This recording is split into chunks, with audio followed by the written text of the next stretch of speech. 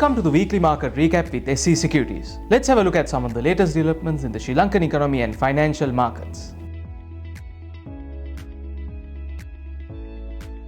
Sri Lanka's banking sector continued to improve with non-performing loan ratios declining to 12.8% in Q2 2024, down from 13% from the previous quarter, reflecting reduced default risk. NPL loans dropped at Rs 1,402.6 billion, marking a 1.4% year-on-year decrease, while total gross loans reached 11,081.9 billion rupees. Despite positive trends overall, sectors like tourism saw higher NPL rates at 40%, while transportation remained at 30%. The sector's profitability surged with profit after tax rising 38.8% year-on-year to 111.8 billion rupees, mainly due to a jump in net interest income, which almost doubled to 395 billion rupees. Liquidity indicators also showed improvement, with liquidity coverage ratio in rupees standing at 340%, signaling a stronger financial position.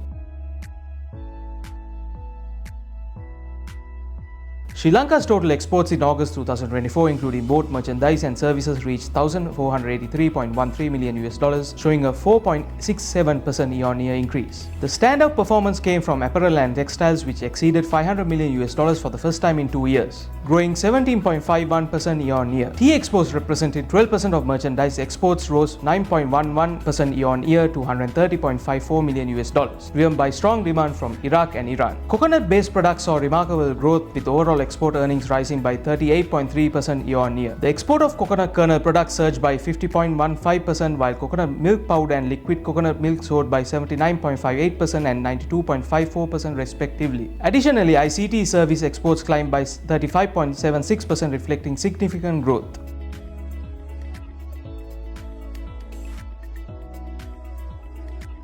The IMF recommends adjustment to Sri Lanka's statutory reserve requirements to better support liquidity management and improve monetary policy transmission.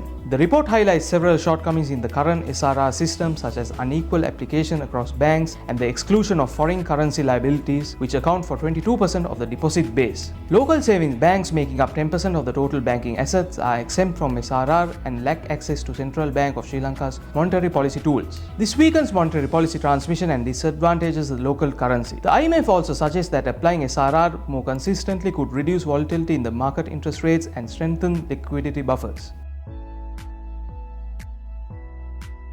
Gold has seen an extraordinary rise in 2024, hitting 37 all-time highs, and the latest being $2,685 per ounce, up 49% since October 2023. This surge is driven by multiple factors, including global deal dollarization, aggressive central bank accumulation of gold, and China's economic instability, which has prompted massive stimulus measures. The global trend of rising debt, now at record $315 trillion, further fuels demand for gold as a safe haven hazard in the US. Debt to GDP is forecasted to reach 150% by 2034, amplifying fears of a potential debt crisis. Historically, US debt and gold prices have moved in tandem, and if this trend continues, gold could potentially reach $5,000 per ounce when US debt hits $70 trillion.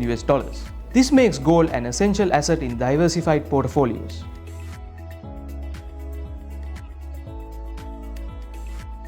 Sri Lanka's central bank is likely to hold its policy rates until Budget 2025, which will outline fiscal targets agreed with the IMF, providing crucial economic clarity. The central bank has maintained its standing lending rate at 9.25% and deposit rate at 8.25%, despite having room to cut further, preferring to wait for a new president's fiscal approach. Bloomberg Economics suggests that any disagreement between the government and IMF could impact markets and the rupee, emphasizing caution. Positive sentiment arises from the central bank's potential to cut rates in early 2025 once fiscal clarity is achieved, with a projection of reducing the lending rate to 8% and deposit rate to 7%. Real interest rate remains elevated, but easing is expected in the first quarter of 2025. The new government also plans to bring an interim budget by November 2024, providing more insight into their economic strategy.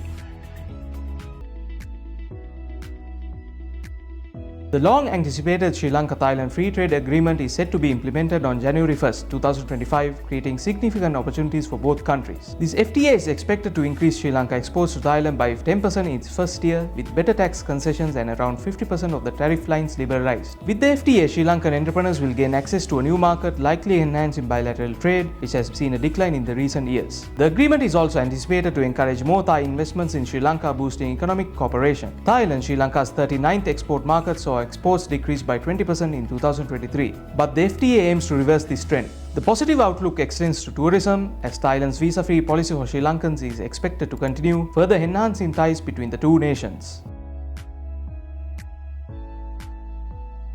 With the recent Treasury-bill auction, the 91-day T-bill rate stands at 10.06%, showing a decrease of 43 basis points. The 182-day T-bill rate stands at 10.37%, showing a decrease of 35 basis points. And the 1-year T-bill rate stands at 10.04%, showing a decrease of 1 basis points.